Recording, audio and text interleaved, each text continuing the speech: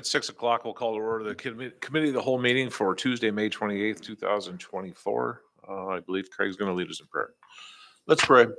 Father, we just thank you for allowing us to be here tonight, and we just ask your blessing over this meeting and for the decisions to be made here tonight to be in your best interest. We just pray the safety for everybody here and the knowledge and the wisdom. In Jesus' name we pray. Amen. If we could all stand for the Pledge of Allegiance. Allegiance to the flag of the United States of America and to the republic for which it stands, one nation, under God, indivisible, with liberty and justice for all.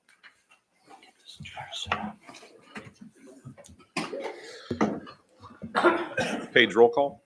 Rothschild. Here. Kennett. Here. Swanson. Here. Barnhart. Here. Roothouse. James. Here. Samowski. Here. Arnold. Here. Okay, we have a quorum. Next on the agenda would be public comments related to agenda items. City ordinance allows members of the public to speak and give input up to 3 minutes. During public comment, there can be no debate or action by the city council at this time. Anyone? Any members of our public? Nobody in the lobby, chief? Okay, moving on, mayor's comments. I have none at this time. City council comments. Any members of the council? No. Moving right along, city administrator comments. Brandon? Hey, a few reminders here. Did want to share with the council. If you haven't seen it yet, we put out on Facebook. We ordered some new city branded gear. These are t-shirts, long sleeve shirts, and hooded sweatshirts with Mango merch, the old all in stitches. It's a Victorian script with the new city logo on it. Just putting that out there for the public and council. There's a web store that's open through June 3rd. If you want to check it out, it's available to anybody. We also will be stocking City Hall with t-shirts for people to buy. People often come in and want to buy city logoed products. So we're about out of our 2017 stock. So we're going to be replenishing those. Just a quick question on that Yeah. one. Just so I looked at the right thing, there was only like 2 things available, right? Like a sweatshirt, and there wasn't like 3. There's 3. Okay. Short sleeve, long sleeve, hooded sweatshirt, 2 colors, green and gray.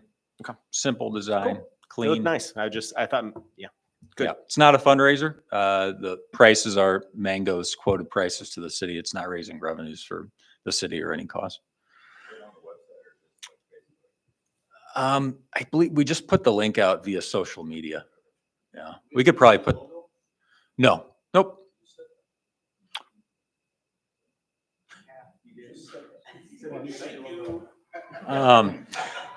So it's the city logo with a Victorian script writing on it. So it's kind of a throwback script with the current city logo. Correction. Thank you. Right. Right. No, we're not changing our logo. Yeah. Thank you for that.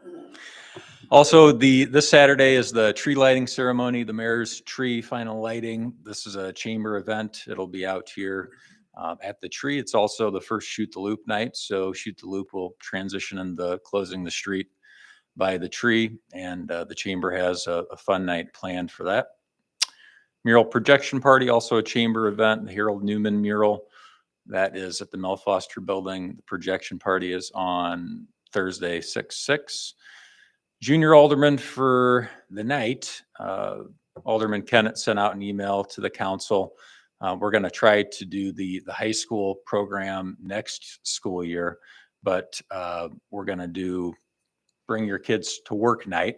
If you want to speak on that. Yeah, and we did it, I think it was a couple of years or so ago, but seemed to be a fun event. And so, grandkids, children, beloved nieces, nephews, what have you, would be welcome to kind of hang out at the meeting. We'll get some pizzas and make it kind of a fun event, and also, kind of work them into the meeting, a little bit as appropriate. Yeah. So on that, I just ask that if you're going to bring someone along, that you give me their name and age so we can plan for who's going to be here. And then reminder for the council, sent out an email about 3 weeks ago now. The chamber golf outing is June 28th. If you'd like to represent the city on a team, let me know. And then the IML conference, which we've talked about a few months ago, that there was some interest in having attendance again. I said that was also in the same email. I believe it's in the magazine in front of you guys too from Paige. But those dates have been set for September. I think registration may have opened this week or open soon. So let me know if you're interested in going to that, and we'll plan for a group to go this year to Chicago. That's it. Okay, moving on, item number 8, the administration. 8.1 would be the Police Department 2023 Annual Report. Gene?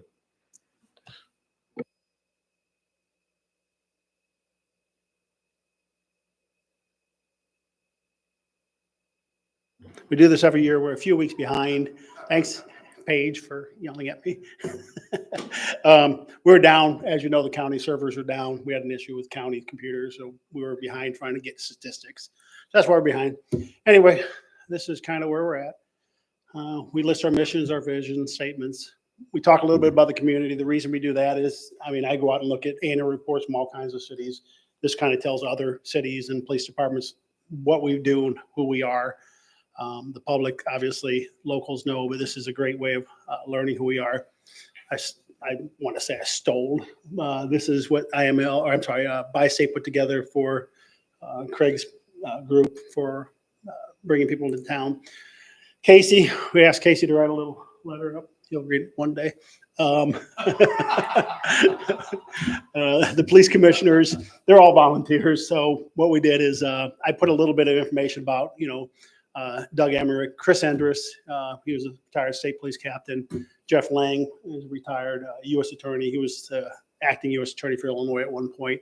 And then Kim Hankins, he was a commissioner through most of 2023. He left and went to Alaska. So he's retired from us, but he was part of the year, so we added him in here as well. Gives you a little bit of detail on who they are and what they've done. This is a real quick breakdown of our sworn officers, telecommunicators, administrative staff support, what they're, what they do, the community engagement. Obviously, a picture of all our officers we put together. Casey, me, and Jessica are basically the administration over there. We run the day-to-day operations. Jameson Weiser runs the day shift patrol, our first watch. He talked a little bit about what he sees is coming, what he sees as positives, and where the department's going. These are the day shift watch officers. All these officers are assigned a day watch patrol. Obviously, Tim and Jamie are also investigators, so they'll do investigations as well. Ben Schlieffert is the night shift sergeant, and then the patrol officers are assigned to him. So if I put pictures in here, so if you see them on the street and you don't know who they are, that's who they are. Jessica, she's in charge not only of administrative assistant, but she's also in charge of the telecommunicators. These are your telecommunicators here, so I put their pictures in as well. And let me go back up a minute. Yep, I got to put the names in it. Don't hold me accountable for that until tomorrow. Statistics. This is our UCR reports, uniform crime reporting. These are the crimes in Illinois or in Geneseo that were reported to the state of Illinois. I brought this out of the FBI Academy. They go, "Do you have crime?" So we're doing really well. Our crime numbers are low. That's reported. Calls for service. We've had 12,725 calls documented calls for service last year.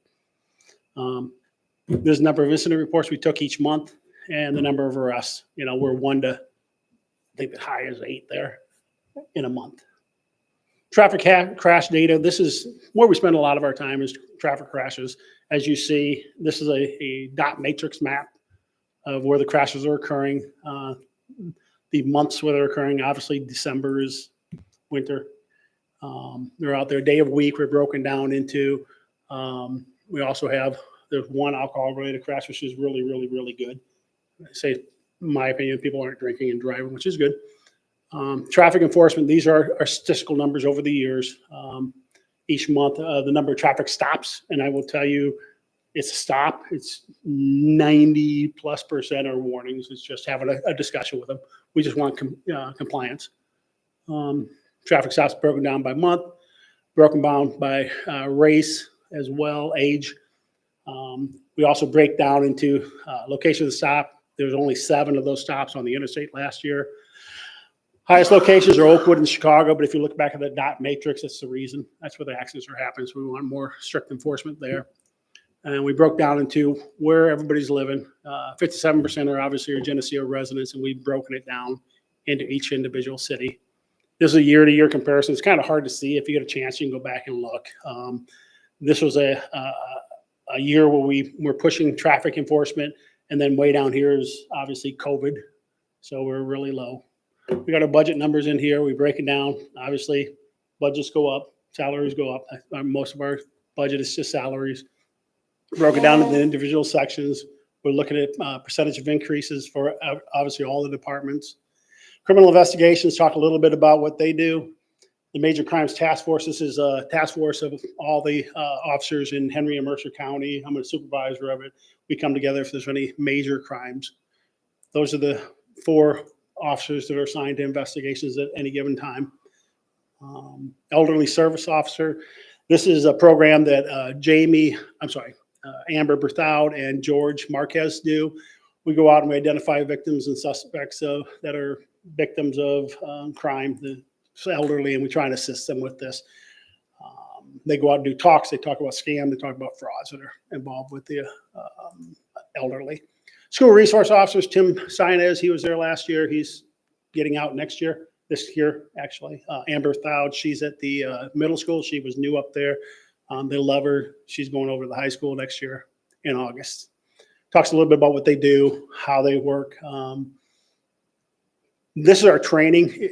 Last year or the year before, the Safety Act came out. It mandates what kind of training we have. We have a lot of rules on, these are our rules on training, what mandatory training is.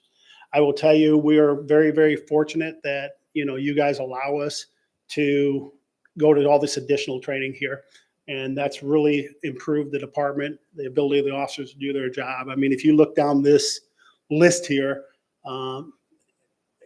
here at Northwestern School Staff and Command, that's Ben Sleeper went to that last year. I went to the FBI Academy. These are some high level classes. We're starting to send patrol officers to police management in the 21st century.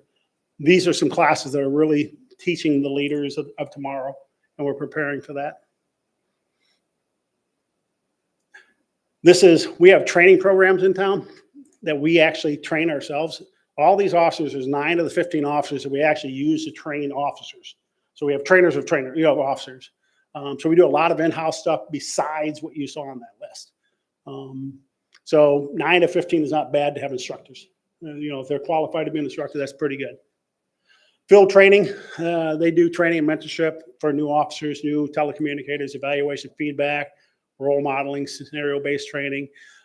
So those are our field training officers and communications training officers. Nancy and Brittany are the training officers for communications. Impact, I think we've all know about Impact. We've learned about that, which is a great thing. We're getting our information out. There's actually a organization out of Chicago that just called today and set up a meeting next week with Jamie to talk about what we're doing, which is really, really impressive. But we sent everybody at this point is the 15 officers have all been to the 40-hour mandatory, or not mandatory, 40-hour CIT class. The mandatory is the 8 hours. So we've gone well beyond what's mandated by the state. Child safety restraints. They did 3 programs last year where they went out and had cars come to them. They also worked with the schools in town to try and get as many seats reviewed as possible. I put in here, if you want to schedule an appointment, they'll come out, they can meet you, or you can come here and they'll check your car seat and make sure you're safe. That's what they're trying to do. Ashley is the driving force behind that. She really is, this is her baby, we call it. National Night Out. We all went last year. Hopefully we'll go here in a couple months. Everybody will be there. Just put a bunch of pictures in here because it's kind of self-explanatory. Community outreach. We go out. Yeah, the Christmas presents. This is gifts for the middle school. The pumpkins where we went out. Halloween, we hand out candy. Obviously, we got a picture with Spook the Loop guy. Emergency preparedness. We talked a little bit about what we do with that. Obviously, we had tornado and we had a severe, snowstorm last year. So we put a little bit in there. The range rehab. This is my baby. Sorry, guys. We're redoing the range. If you knew before, this part wasn't here. It was open to the walking trail, which is very dangerous. So we've added that and we've moved it over. The range is actually shifted about 15 feet to the side. If you look at this is where they shoot against. We're in the process of it. They laid these forms down here. We're going out tomorrow, Chad and I and Kelly Sullivan, one of our range officers, and work on this some more. we're hoping to have this done by late summer. We're hoping, these are the awards. If you see anybody wearing these, they were run the awards. As we all know, Jamie got Illinois Female Police Officer of the Year last year. So I did a pretty good write-up. This is the write-up that I sent in for her. So if anybody wants to see what I put down for her, this basically tells you what she does. And there's more sense. And again, just for the community, a bunch of pictures. I'm trying to get through this fast of the officers out there working, doing their day-to-days, meeting with the public. And Chair get arrested was a joke. It doesn't mean it was. That explains it all. The ice challenge that they did, I didn't do it. I'm smarter. We have to have the donuts, right? And that's my dog. He's our department dog, just so you know. And Butch Patrick. We give away, these are the National Night Out we give away. Bunch of pictures. Just officers out there being with the public, meeting with them. This is Trevor. He was an intern with us. He actually is with the police department in Indiana now. So we had Brad Schulte was an intern with us before he became a police officer. So our internship program is working. Anyway, we put all your names in here, obviously at the end, city administration, department heads. And that's basically it. I went through it real fast because it'll be online and I just want to touch base. Very cool. All right. Justin, the school resource officer for middle school is. The new one will be George Marquez. So he was selected. So they did an interview with all the administration up at the schools and yeah, he's good. Well done, Gene. Thank you. Thank you.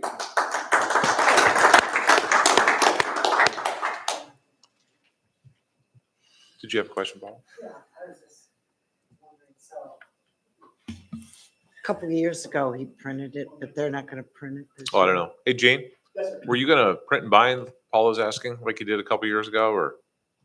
A couple of years ago, you printed it and did a nice, I did. I worked on that all weekend and up till today. And I think, what, a half hour ago, I gave it to print. So yes, I will print you some if you oh, want. that's what you guys were talking about earlier. Oh, Yeah.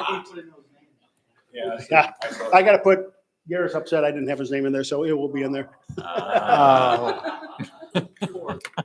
can turn his phone back on. Okay, moving on. Item 8.2 under administration would be the discussion on alcoholic beverage sales liquor riders.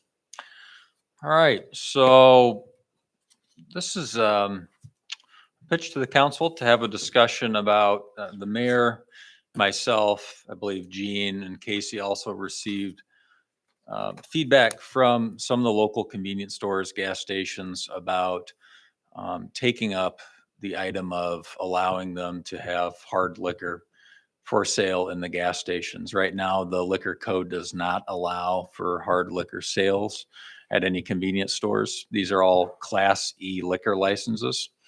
Last week, we talked to Dirk about if it was something the council ended up being interested in entertaining. Probably the cleanest way to look at this would be to create a liquor rider for the Class E category of license, which we can discuss how that would be granted, certain criteria that a convenience store would have to meet to be able to be issued a liquor rider, different things that controls that could be put into place for it. I don't know, Mayor, if you want to add anything to that? No, I mean, I don't think it's top secret that part of the discussion was a specific request that came from Casey's along the interstate. So that kind of initiated the discussion in-house. And Gene, I know you put together a good little bit of work too on, I guess, components that could be part of the rider type policy to the license. So, Yeah, I guess. I guess a couple years ago, I know the mini mart over there on Route 6, down by the old Springfield, asked about this. And then more recently, several months ago, Casey's up by the interstate asked if it was possible to do. It was a new manager in town. I said we'd have to look at it. I know we've been talking about it for a while, Brandon and I and Sean, Casey. also talked to him just a couple weeks ago, and it kind of brought it back to the forefront. And we looked up other city ordinances out there. I know Paige has looked up. Most cities have something available for them, but there's restrictions that you could put on your license. I know that Brandon mentioned that there's a rider on a liquor license for a convenience store, which would allow, if there's a violation, you could revoke that rider and still allow them sell alcohol, the beer and the wine if you so chose. So you wouldn't have to take away the whole liquor license. You could take away that extra part, which is kind of an easier step into it. If that's the way you choose to go.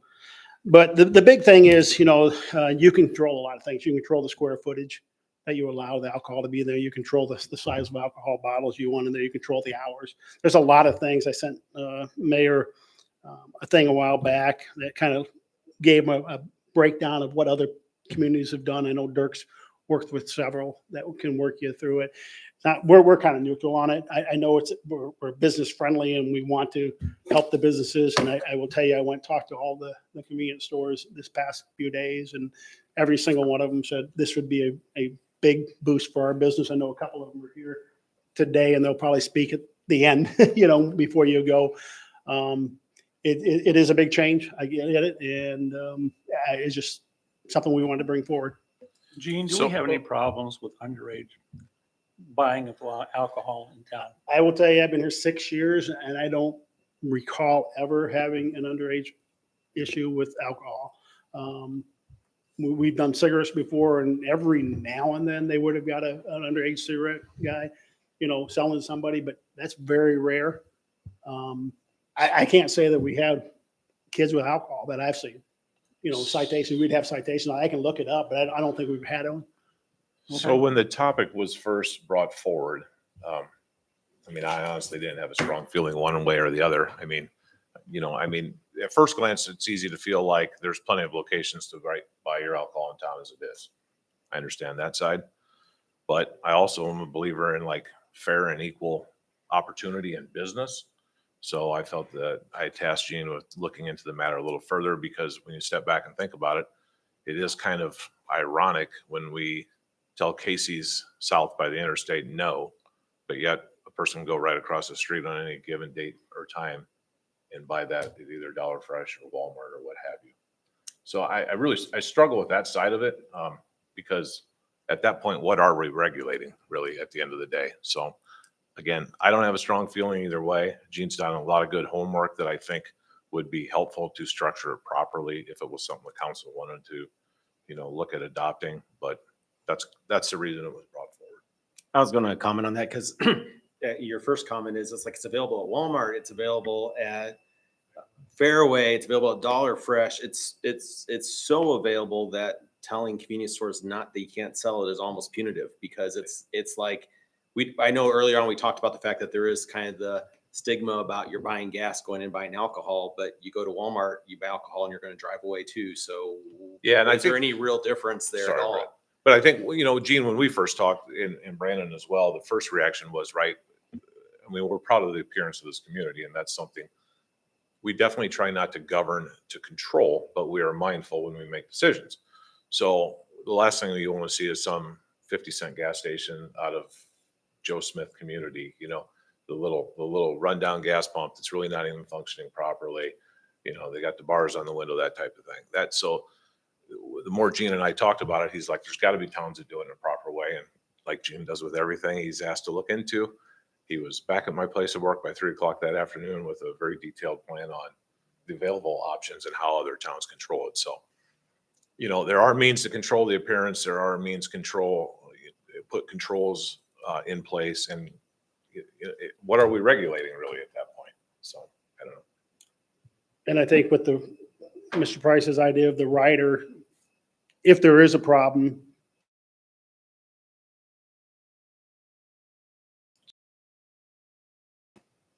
No, that's exactly why we use the rider, because it's tough on the liquor commissioner to say, I'm closing you down for the whole week. That impacts everybody. If it's Saturday or Sunday and you've got your college football game and you're stopping by Casey's to pick up a pizza and you would normally pick up your alcohol, and now all of a sudden they're gone for a week.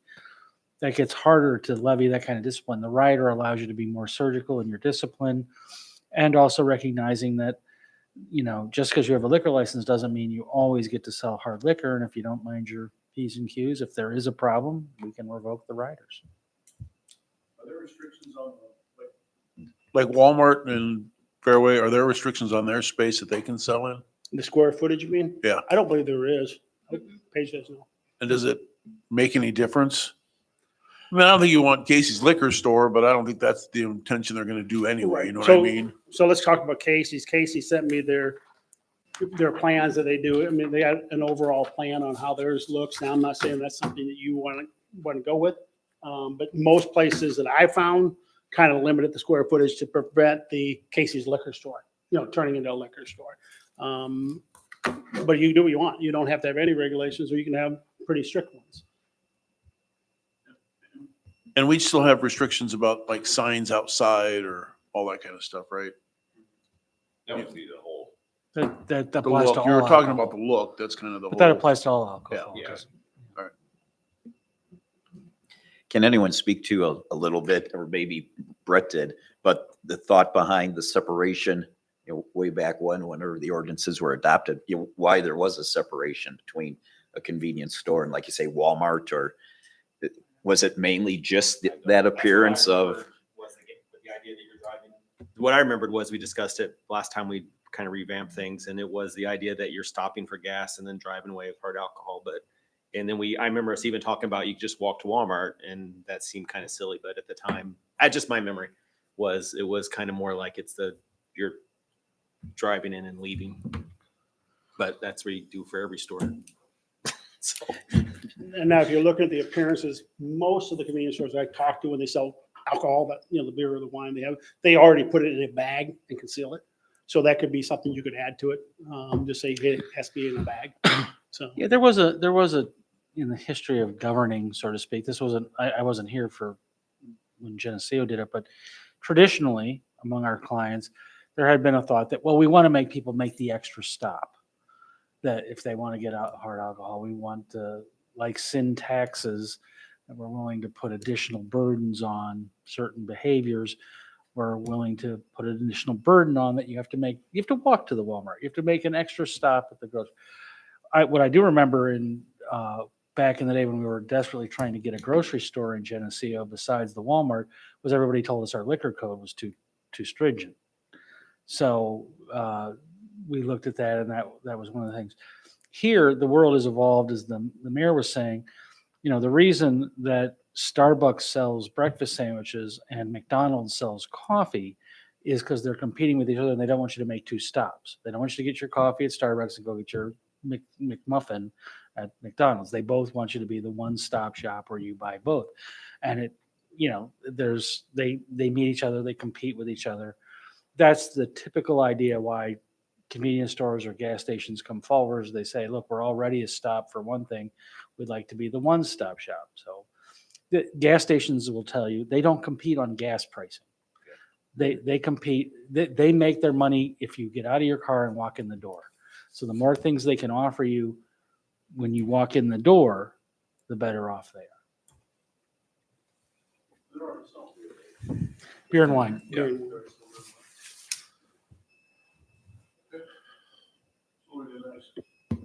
What do we do next? Well, if there's a consensus, I would work with Brandon. We would develop a rider Yeah, to go on the license and then bring that forward for your consideration. Probably another committee of the whole would consider Right. that program. And then from there, a final action. I mean, I guess the consensus would be if it's worthy of further discussion, a more specific discussion, a drafted type discussion, or is it just an outright thumbs down? I would be for recommending bringing something to the council. We can't restrict competition. That's not, you can't do that. Well, you can, but it's really not, I don't think it's fair. I mean, I'm agreeing with you, but I mean, another thought I had, the more I sat back and thought about it, not that every gas station is, but as you travel, if you look at what that sector of the world is evolving into throughout the United States with your Quick Trips, your Quick Stars, your your Wawas, your Buc-ee's, your everything else, I would hate to see the community, and not that any business model would simply pull the plug on this community, perhaps because we didn't sell hard liquor, but you definitely want to create a fair, competitive playing field. And if someone that large was to also look at our interstate corridor for some reason in future development, I do think our rules should reflect fair business practice and competition. But I also would put on there a square footage of some type, because you don't want someone just to be a liquor store. No. That's not a good look, And Gene didn't get too in depth. not but- on the but interstate. it's reassuring, the depth that he got into the discussion on the types of controls. After we talked the second time, I'm like, okay, this can be done in a way I believe that is consistent with what we are as a community.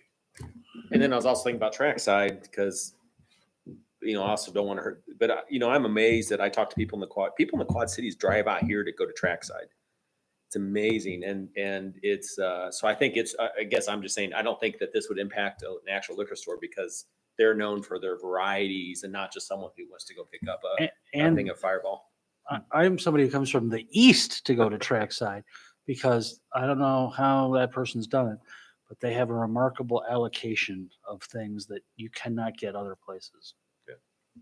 Are the grocery stores with their alcohol departments, is it set up like proportional to the size of the store, or, I mean, could you do something No, like that? grocery stores are driven by maximizing the return on square footage. I know, but usually it's a row or an aisle or something. We don't then- regulate that. Okay. I mean, which you may or may not for a convenience store. I think the discussion we had was you'd probably want to, so it doesn't turn into a trackside. But I guess the chief back here was just saying, trackside doesn't sell just alcohol. They sell chips and other things too. So, I mean, we're trying to compete.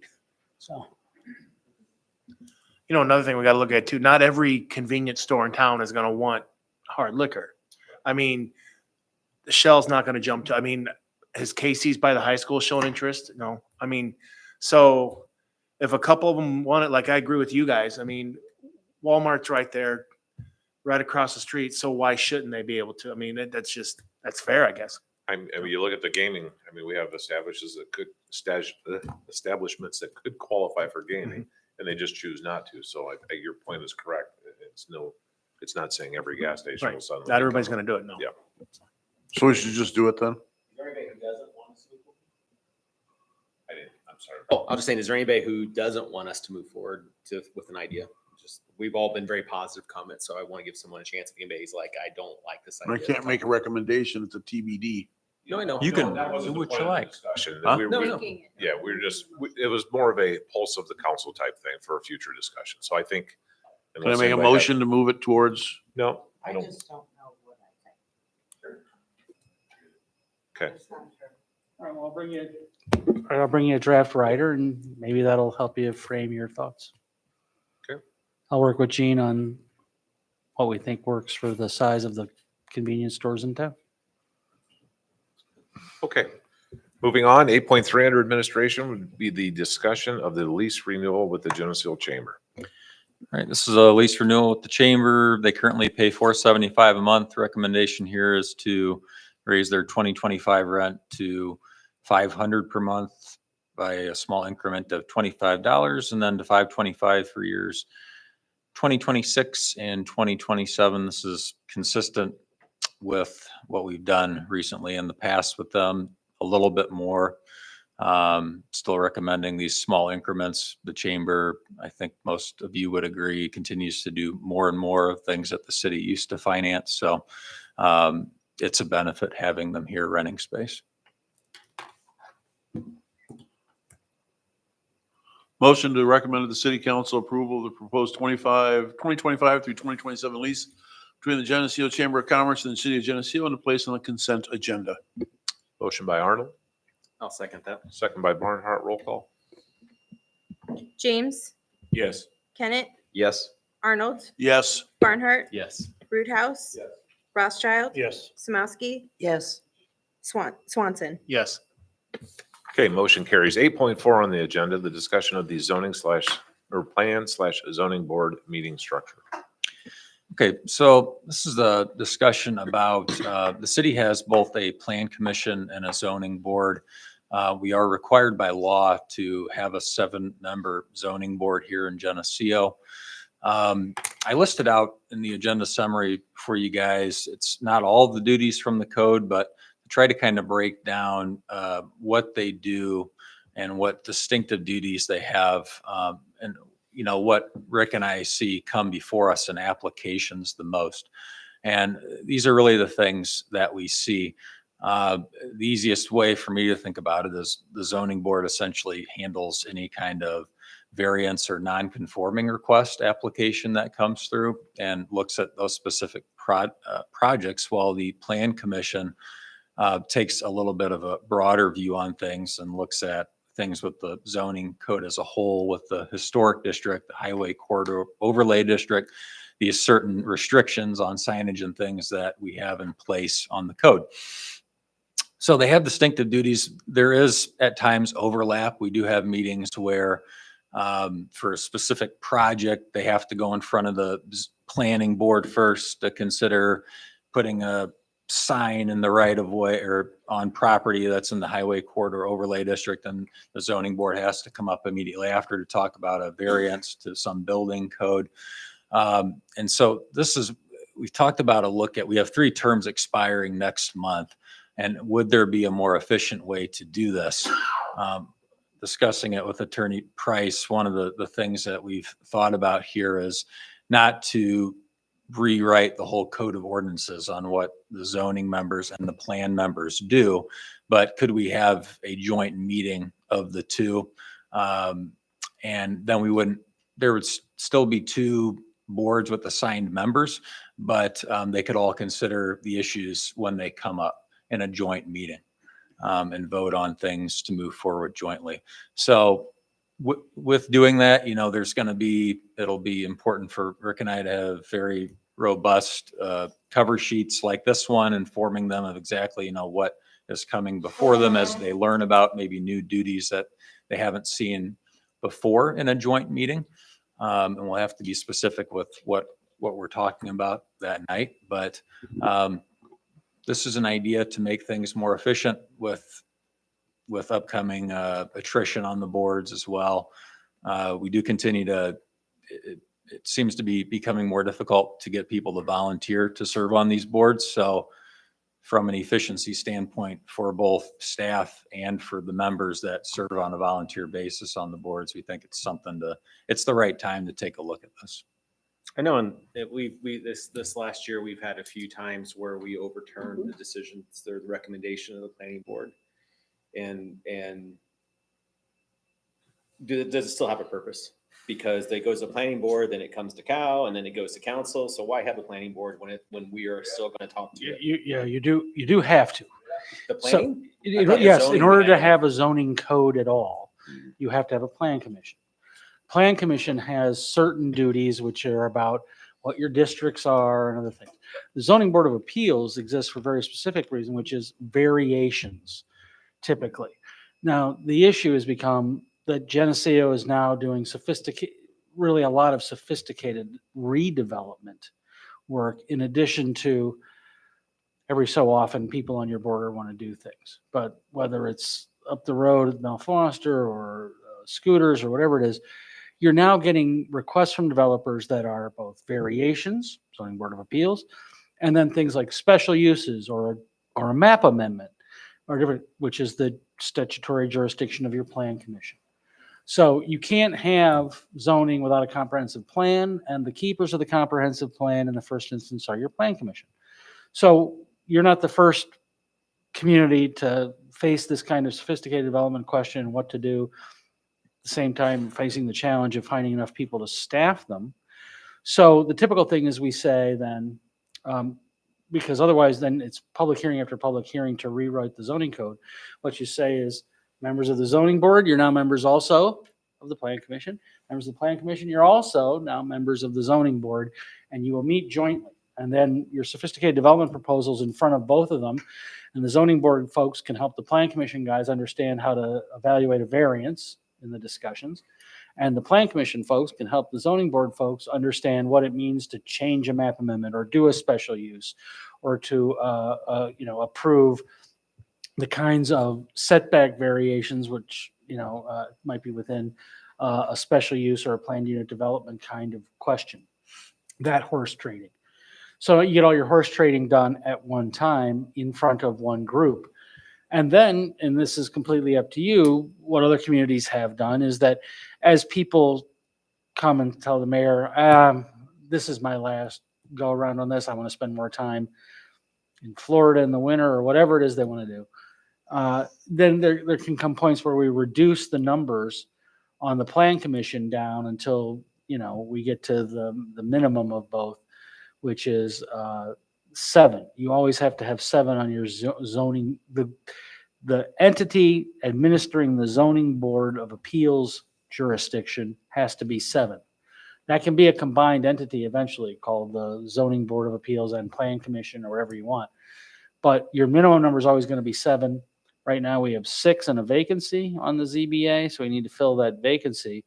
But if we medically say you plan commission members are also members of the zoning board, well, now we're up to what, 10 or 9, something like that. So immediately check that box, fill it in, and everybody's doing all of the development work, making recommendations to you in all cases. How would that work though? So if we have a business comes in and we have to change the zoning, the planning board would approve that change. It comes to the council. And then I'm asking, I'm not telling you, and then it would have to go to the zoning board to approve, because if it's zoned residential, they have to approve it being rezoned as commercial, right? It would be a recommending body. Right. Everything that the developer wants would go before that board. They would evaluate it. They would make their findings and their recommendations to you. But in all cases, you have final say It says here up there that the zoning board has final say. on, well, only on a certain number of errors and things. So, but in a combined application, the combined application is the zoning board may have approved a variance, but they don't want the variance unless they're getting the whole PUD. Mhm. So, and again, for those few things, not a lot, but for those few things where there is final say at the, your zoning administrator has some final say too, for example, but those aren't the kind of things that you really get here. But for those few things where zoning board has, well, now the group saying the final say is the same set. But in a complex development proposal where you need things under the jurisdiction of the plan, we've literally had people sit here, convene one group, then that group adjourns, leaves, another group comes in, and they represent the whole thing again. Yeah. So we're trying to avoid some of that in addition to trying to make the most of your talent pool. I think it's a good idea because I think it streamlines it, like you guys said. I think it makes it easier. I think one of the problems we had last year that we overrode stuff is because between the difference between the zoning board and the planning commission is they had some miscommunication or the presentation to one wasn't the same as the presentation to the other. And that got a little convoluted. And then it came to us and we turned it down and they said, well, we didn't hear that during our presentation. They never told us that during their, this takes care of all that. When it comes to us, it's either a yay or a nay and it can, whatever. So I think it's the communication's a lot easier with a lot less people that are available to do it. Plus with the volunteers, you got to reappoint people and then they have to be there. And if you don't have a full group, you have issues with that. It's hard.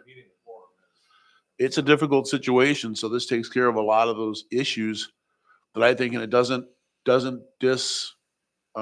make it any less important for what they do. It just gives them a little bit more responsibility now that they're on there. And maybe even that will allow the people that are on there to take it more importantly and maybe want to be considered part of it because now they've got more responsibility. So I think it's a great idea.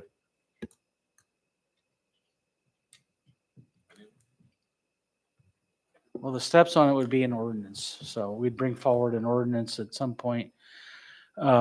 We've got to finesse it a little bit. So probably like with the liquor, another committee of the whole for you to look at what we're proposing about combining them and then also what to do in the event of attrition.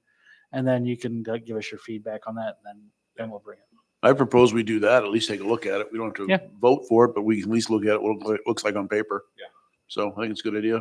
I mean, I think it'll be helpful, particularly on the attrition side of it. You know, 13 people gets to be unwieldy or whatever.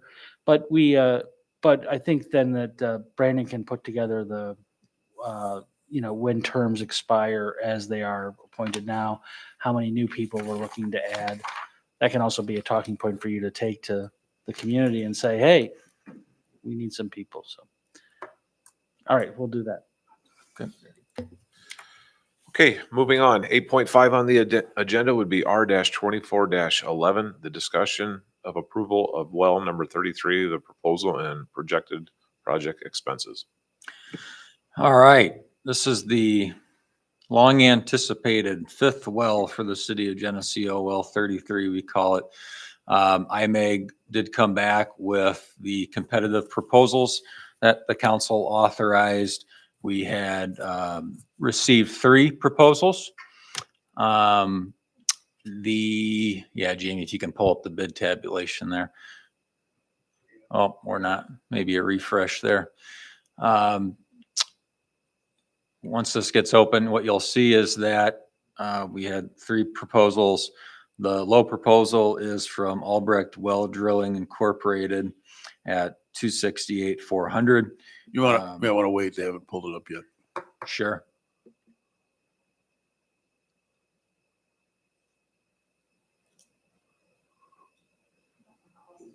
Won't let it.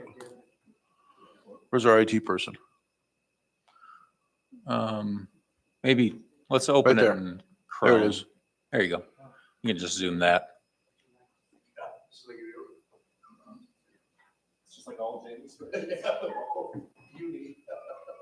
Jamie did not put this one together.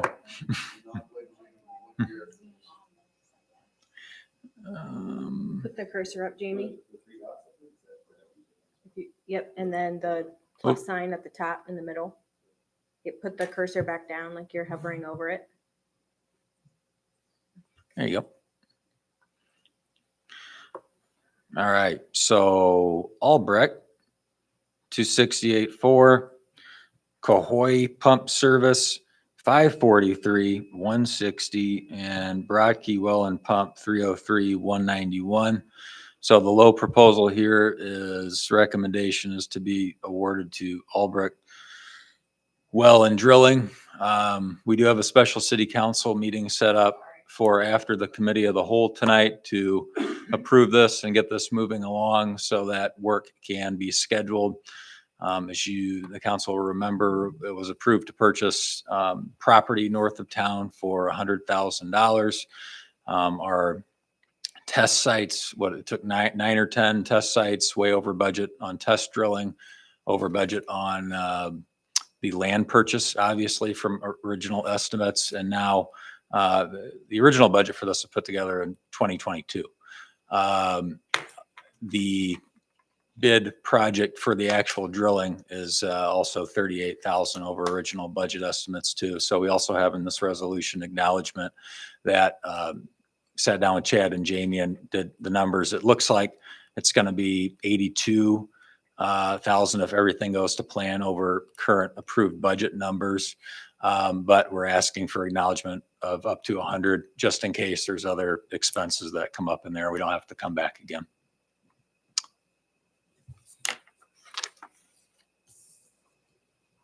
You said this was based off 2022. What's that? What was that? Yeah, the original planning started in 2022 for this well. So this normally takes 2 or 3 years to plan? No, Chad, you want to speak to that a little bit? Well, 32 also said about its PEP permitting process was taking longer than usual. Right. So we ended up on a turnkey in our last well of about 24 months. The timeline we're going on, we should be under 24 months with this one.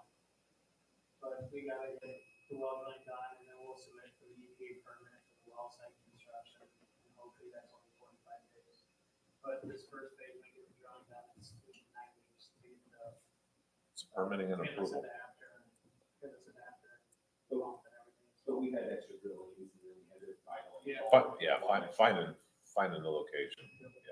The land acquisition took a lot longer than anticipated with the drill site failures. Yeah. I mean, I guess, are we looking for well 6 yet? Yeah, council did approve the engineering in this year's budget, which Lawrence presented on during the IMEG presentations, that the engineering and the studies are underway for that deep well, anticipated well 6 on the south side of town. So this isn't the deep well? This is not. This would be the additional well. And the additional well last year became the replacement well. Okay. Yeah. So part of the kind of part of the slowdown of the process as well. The way we had to shuffle things around. Yeah, we had that catastrophic failure of the well. So what was going to be the 5th well became the new 4th well. And now we're on to the 5th well and planning for the 6th deep well. And is the 5th well going to be a good well, or is it going to go to crap too? That's what we both, And it's a fairly deep well, or is it? it's the same aquifer, so we hit that rock between 65 and 70, but we hit that rock at 70. Motion recommend R-2411 to the special city council meeting. Motion by Arnold, Second. second by Kennett. Roll call. Barnhart, Yes. Swanson, Yes. Kennett, Yes. Rothschild, Yes. Roothouse, James. Yes. Samowski, Yes. Arnold. Yes. Okay, motion carries. 8.6 on the agenda, discussion of the water department vacant lot sales.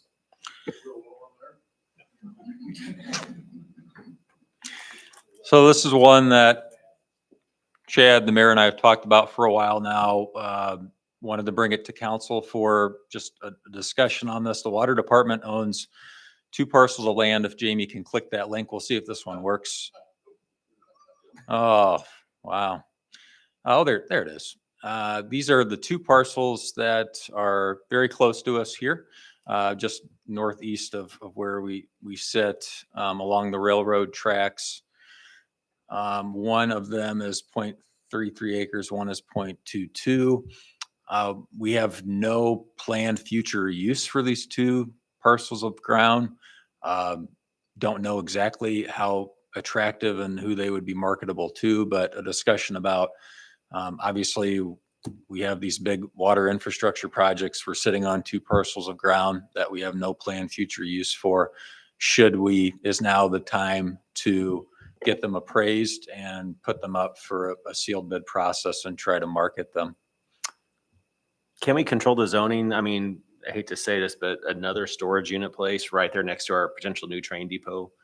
It'd be nice if they could be somehow something other than just a commercial Right, warehouse or something. Yeah, right now they are B4, so it's special use business, which is intent for construction type buildings, which is what you see in that middle parcel there that we don't own.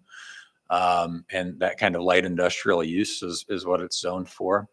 I don't know, Dirk, if we could look at zoning before a sale or how that would work if we wanted to. But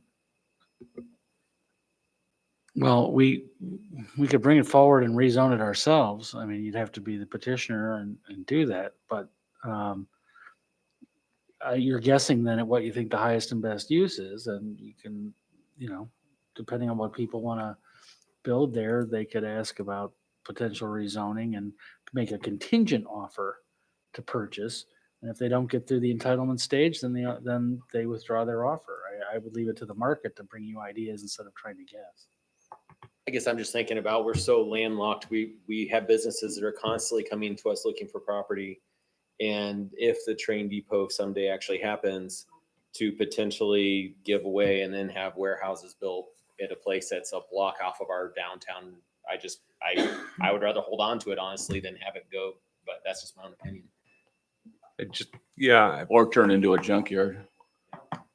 Yeah, I agree. I don't want any more storage units.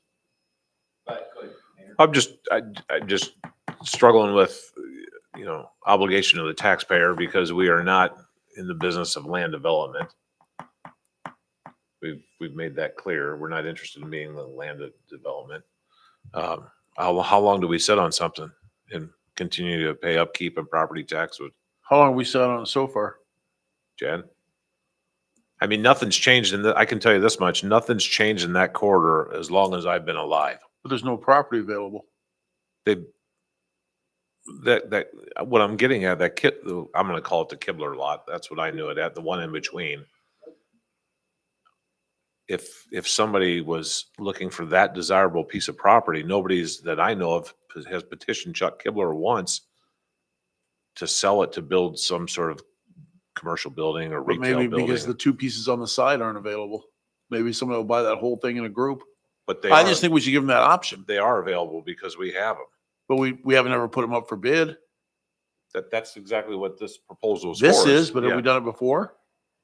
Have we put a for No. sale sign up there that says, hey, No. this is developable? No. So we don't. No. So they didn't know if it was or I'm not. sorry, I'm mistaking you then. I thought you were against entertaining this. No, I'm Okay. for it. I'm just saying, I'm way off course then. you're way off course. I am. So if they know the two sides are available, like he said, maybe the middle becomes a lot more attainable to make something bigger that we can bring in that's not a storage unit. And we won't know unless they're. Let the ever market listed. decide. We won't know unless they're ever listed, correct? Yes. What I'm saying right now, it's zoned for warehouses. It's zoned by commercial, not for retail, so it's set right now for someone to buy it and put a storage unit there. Yeah, that's not good. Let's get the new zoning commission, planning commission to But it's just my opinion.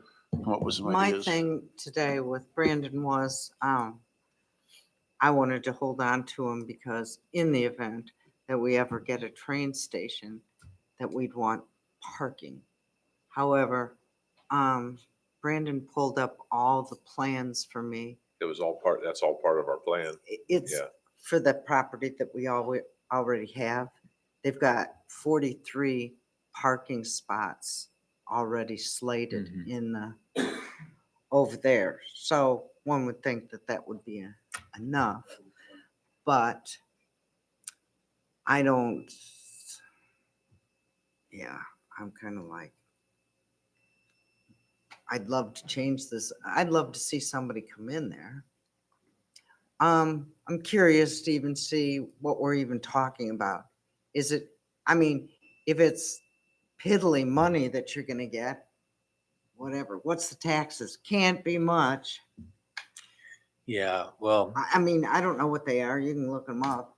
We can look it up right now. yeah, we're tax you- exempt on Right, so, what- parcels, so. okay, That's not a great measure. I would have to, an appraisal, would probably be the way we'd have to go to try to get comps. They'd look at the comps. And couldn't they and, appraise it for like what it is now and what it could be if we change the zoning?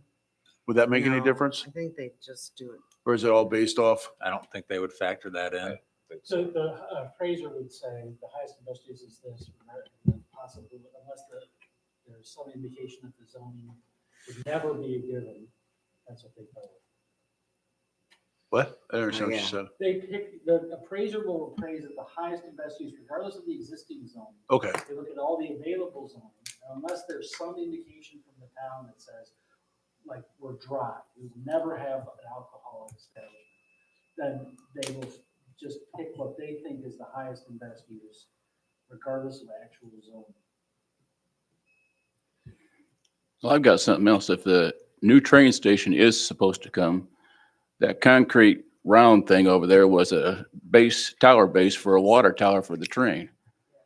Fix the base, put a water tower like it used to have when the steam engines come through, and then you've got a little something extra for your train station. I'm not following, Bob. That base over there is for a water tower for the trains when they fill up with water. And I understand that, but what are you proposing we put there? Fix the base and put a tower there. Historic, Historic. Tower there, so you have something for your tourists. You're gonna put a train station. Not the whole property, just that one piece. So I wouldn't be in favor of getting rid of the one piece, but everything else. I mean, would it make, to Paula's point, would it make sense to get the appraisal done to find out? Yeah, If we're I- talking selling it for $6,000, then it's not worth it, but if it's, Well, and we're always, there's actually been an expressed interest of somebody building something there that could be appealing to the community.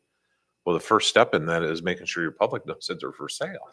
And if we don't put them up for sale or find out what their value or get the word out on the street that we're willing to entertain a reasonable offer, we're waiting for someone to just land in our lap otherwise. So you said maybe Maybe that gentleman with the property in the middle wants to buy it and develop the whole thing. I doubt it, but. Okay, or maybe find a buyer or somebody, I don't know. If we do sell and somebody wants to develop that, I could see the people on Spring Street saying, okay, so you guys are gonna somebody's gonna buy that build and it doesn't last. We've been looking at this old Kittrell's building for how many years sitting vacant? That might cause some problems over there with some of the neighbors thinking somebody's gonna develop that, it's gonna fall through and not work, and now they're just sitting there looking at an empty building. You understand what I'm saying? I mean, it just seems like that side over there is not, it's like nothing's worked. I mean, nobody's done anything with that Kittrell's building for years, I would agree with you there. you know? I would never want to paint any portion of our community as lesser desirable. Right. But I'm not sure that there's quite the appeal with those parcels that there might be with other parcels that Okay. adjoin the downtown. But I then say we get again, it appraised and let I'm somebody, let the market decide. And I like, Bob, I like your idea too. I mean, if that is a good spot for a train station, put a historical water tower there, and it would be a tourist, you know. I mean, there's a lot of options that we could do. But, and I mean, I agree, let's get it appraised and see what it's worth. Yeah, it'd be helpful, like even Paula referenced, is it worth $6,000? Is it $60,000?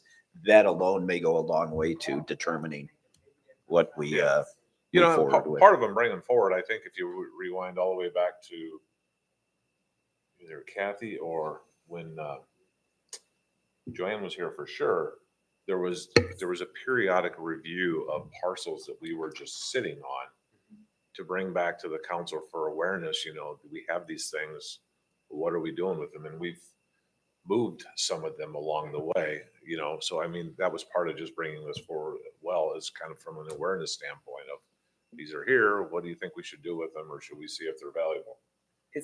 Is this something Brandon or Zach or whomever, like if someone comes to the city and says, hey, we're looking for land, do we ever tell people like we do have parcels that aren't officially on the market, but if someone wanted them, we might be willing to, again, I'm nervous about putting them on the market because we lose total control. If it's zoned, we get no say of what happens to it if they want to do something in the right zoning. I understand the thought, but I don't necessarily feel that's good government because we're landlocked. We don't have room well, especially but downtown. I don't know that you're necessarily saying we're landlocked as much as I'm okay with something as long as it's something I like that fits. And I don't know that that's good government. I mean, We have a thriving downtown with businesses and shops and retail. So to put a warehouse a half a block off of our downtown. well, to me I is- don't know that the square footage even allows for something that would resemble a warehouse. And you may be absolutely right. So, and go ahead, Rick, I just feel like we have other mechanisms, don't we, Dirk, to check those things along the way versus Yeah, we can, be so tentative to not even consider it. well, the sale. appraisal again will give you an idea of what they think the highest and best use is that you could get out of it.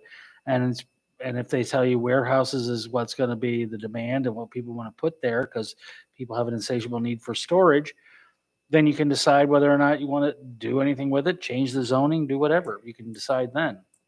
Right now, we're guessing what we think the highest and best use is.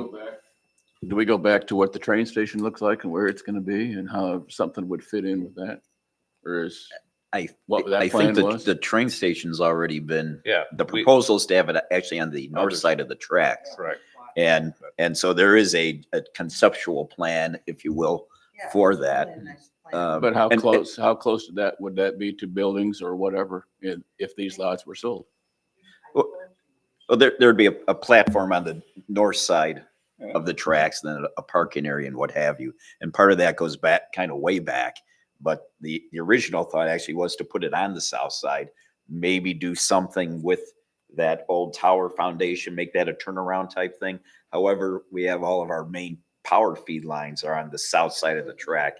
So it was actually cheaper to purchase the property on the north side than what it would have cost to put and relocate all the main power feeds to the other side of the tracks or put it underground. So it would be to utilize something over there that would directly tie in to a potential future train station would be difficult only because it'd be on the wrong side of the tracks and you have to have then some sort of a a pedestrian crossing or something to interconnect the two. And that was a big, if my memory serves me correct from the discussions we had with them, the location of the actual physical structure and the loading platform, for the lack of a better word, was very specific on where the actual structure would be located because of stopping distance with the train to the crossing arm. So, Yes. I mean, everything that goes into the actual depot itself, should the train ever come, is really set in stone with absolutely zero wiggle room. Yeah, and as Paula said, I showed her earlier, and I could send you guys, or if you want to stop in and take a look. The station is fully designed, along with parking, landscaping. That work has all been done already by the state. We can get the appraisal without having to put it for sale, right? We can get somebody Sure. to look at it. Yeah. Absolutely. Let's just do that. We can make it all the subject out there. What is actually working. I'm sorry, Paul. Sorry. They're joking about whether there's There's not. Because I argued against it at the time, saying it was ridiculous to build it. Was that a motion, Craig? Yes. Motion to get an appraisal. And I'll second that. Motion by Arnold, second by Kennett. Roll call. Samowski, Yes. Barnhart, Yes. Kennett, Yes. James, Yes. Roothouse, Arnold, Yes. Swanson, Yes. Rothschild. Yes. Okay, motion carries. Item number 9 on the agenda, 9.1, would be the payment of city and utility bills. Motion to pay the bills as Motion- presented. Motion by Arnold, Second. second by Roothouse. Roll call. Samowski, Yes. Barnhart, Yes. Kennett, Yes. James, Yes. Roothouse, Arnold, Yes. Swanson, Yes. Rothschild. Yes. Okay, item number 10, public comment related to all other items. City ordinance allows members of the public to speak and give input up to 3 minutes. During public comment, there can be no debate or action by the city council at this time. Ann? No? Either of you two gentlemen? No? Oh. If you could just say your name for the council, please? In the middle. Good evening. My name is Butch Will, and those of you who don't know me, I actually serve as the chairman of the Zoning Board of Appeals.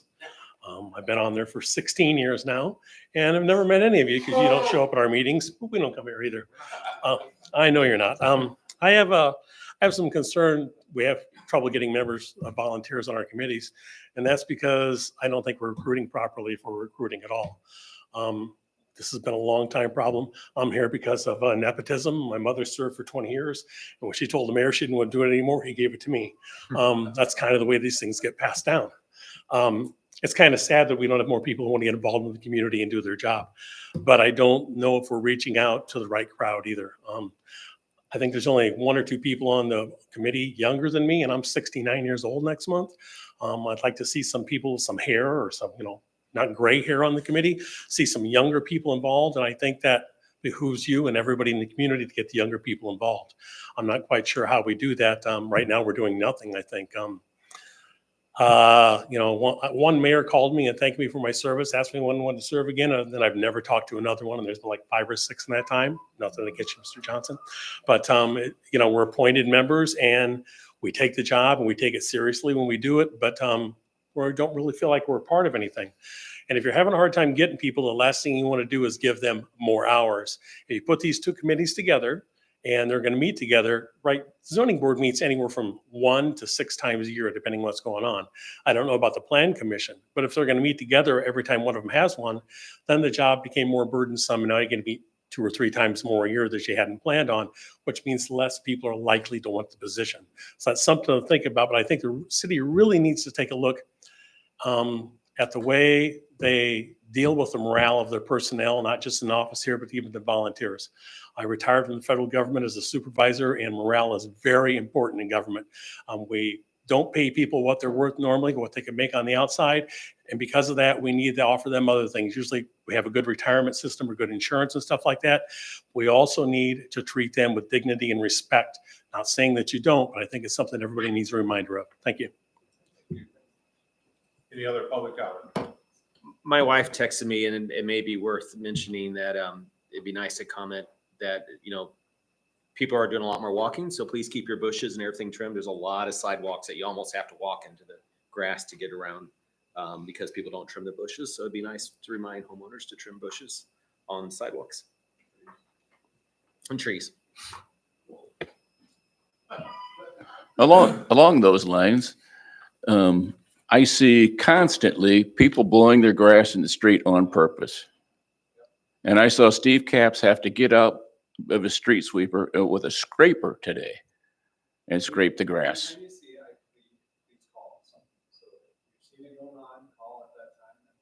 Well, I figure there's enough people driving around that they should see it anyway.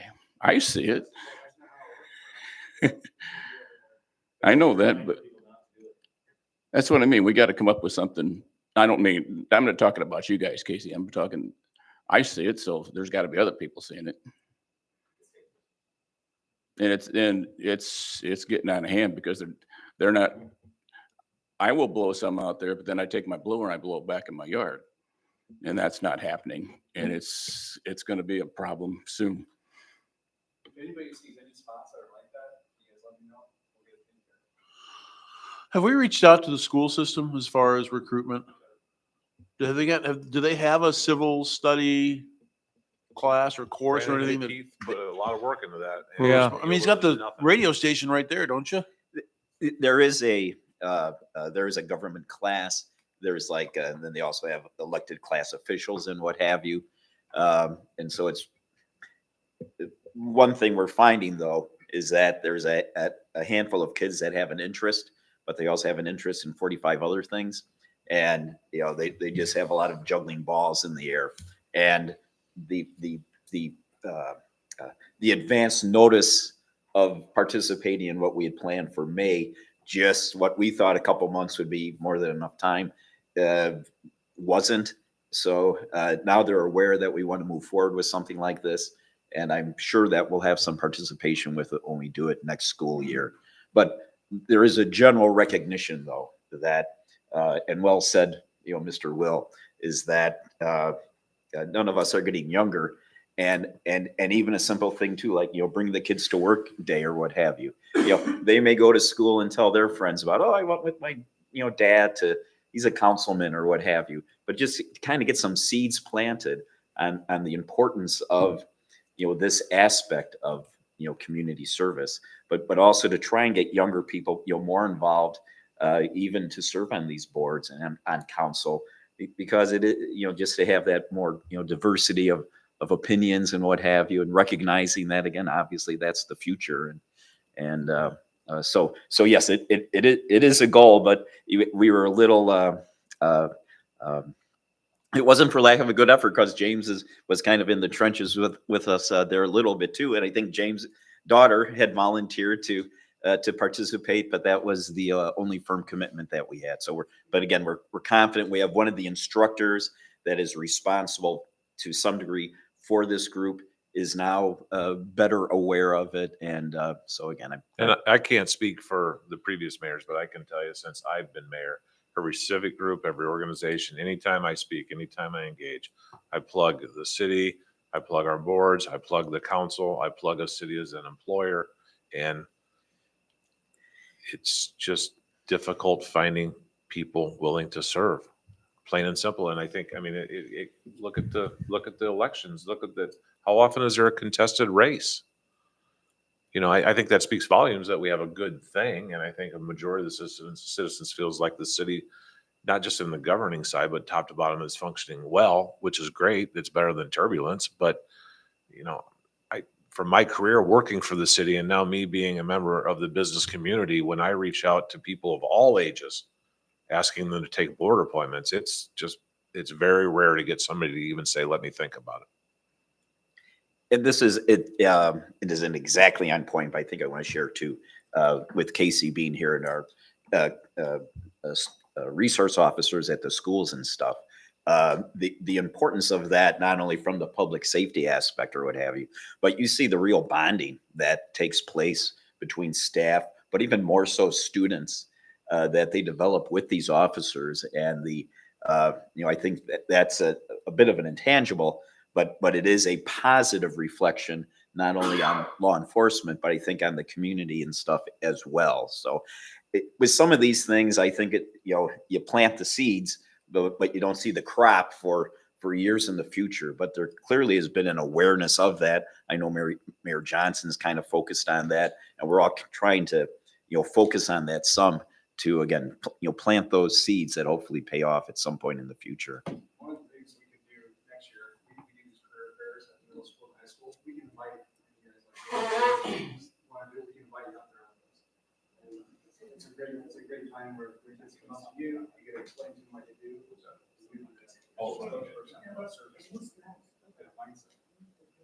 Dirk, is this a regular with all your other clients? Are there issues like this? I mean, obviously there are, but there's some better than others, or is it kind of? Yeah. So COVID made things worse. We're all, Microphone.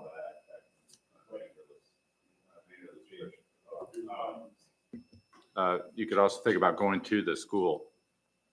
So a lot of teachers like if a council person comes in and then the kids ask you questions. So rather than try to get them to do something outside of school, or like you said, they're involved in everything. If anybody has time that's willing to go in and just talk 15, 20 minutes of class. I know third grade does it every year. I know the middle school has a class that does it. I haven't seen the high school do it, but I'm sure the high school would love to do Well, it. the easiest solution is the what's called the mayor's talent pool.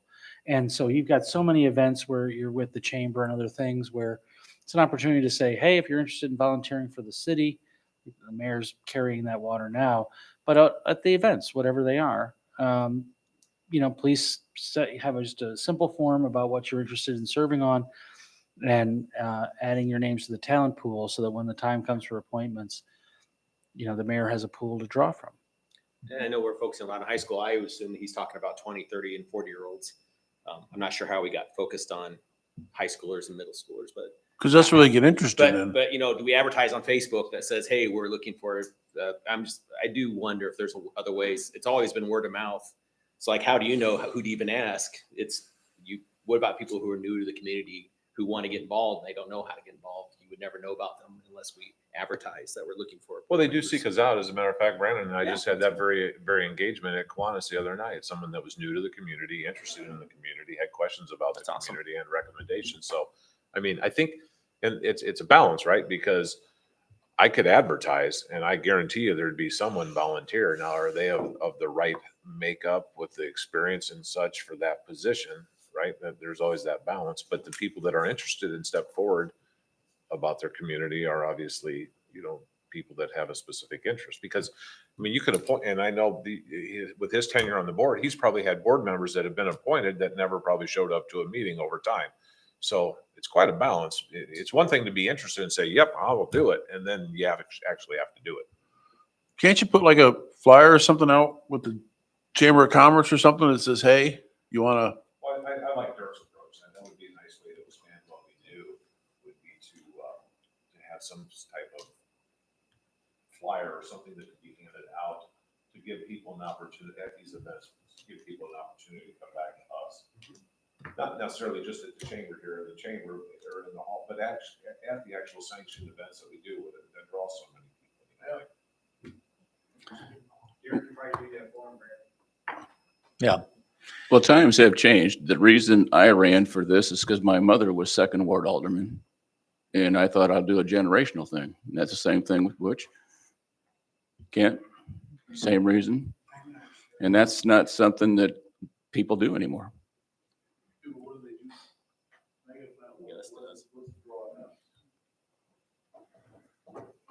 Well, if there's somebody that we know, and I'll use myself as an example, Mayor Johnson came to me a few years back through a text message and asked me if I'd be interested in serving on the zoning board. Absolutely. Well, now here I am now. I got on the zoning board. I got interest in it. The zoning board was something my father did along with the planning commission. I think if we could reach out to more people, like say, I know somebody, hey, I've mentioned to a couple people recently, like when I got elected, I had to vacate my seat on the zoning board and I gave Brandon and Paige some names. Whether they reached out to them, I have no idea. If there's people we know, like Sean, he reached out to me and And I think it gets people interested. I mean, and I enjoyed serving with you two gentlemen, you know, so.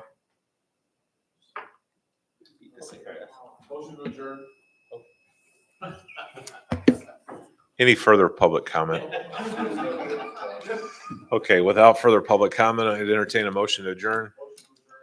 Second. Motion by Arnold, second by Swanson. All in favor, say aye. Don't in that feed. Aye. Opposed, same sign. We're adjourned.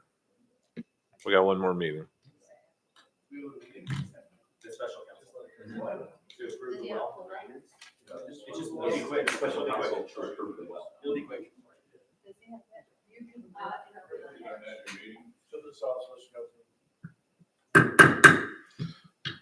Okay, we'll call to order the special city council meeting for Tuesday, May 28th, 2024. Page roll call. Rothschild. Here. Kennett. Here. Swanson. Here. Barnhart. Here. Roothouse. James. Here. Samowski. Arnold. Here. Okay, we have a quorum. Item number 2 would be public comments related to agenda items. City ordinance allows members of the public to speak and give input up to 3 minutes. During public comment, there can be no debate or action by the city council at this time. Dan?